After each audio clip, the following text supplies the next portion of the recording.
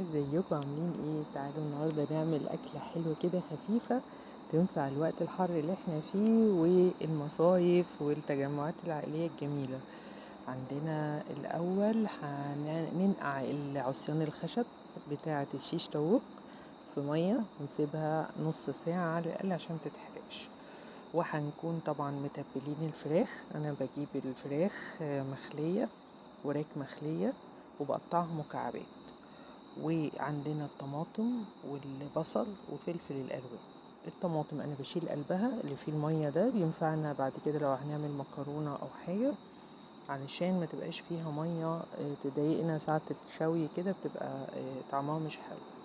ودي اهو زي الفراخ ما احنا شايفينها، هي بجيبها مخليه كده وبتبلها وانقعها في حبة لبن او زبادي مع البهارات بتاعتنا، وهسيب لكم كل طبعا البهارات والحاجات دي كلها والوصف كله في الكابشن.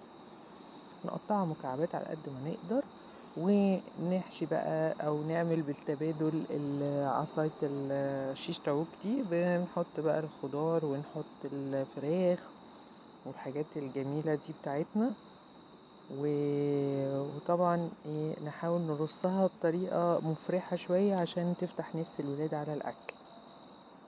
واحنا عندنا طريقتين، يا هنعملهم في الطاسة يا هنعملهم على الشواية.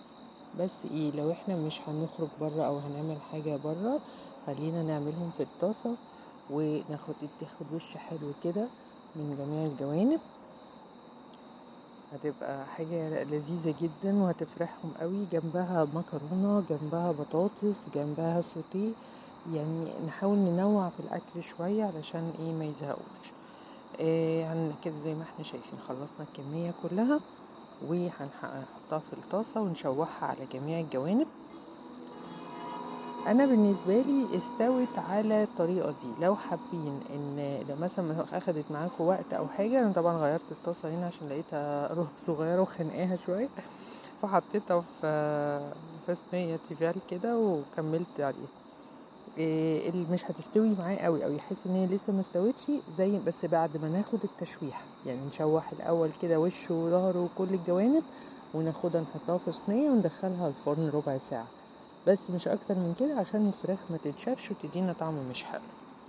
جربوها وقولوا لي رايكم ويا رب تعجبكم، واحب اشوف تعليقاتكم ورايكم على الحاجات يعني اللي بعملها، يا رب تكون تعجبكم. هي اكله لطيفه وخفيفه وفي نفس الوقت صحيه وما فيهاش اي حاجه، يعني لو تتاكل لوحدها حتى تبقى طعمها زي الفل. الف هنا. باي باي.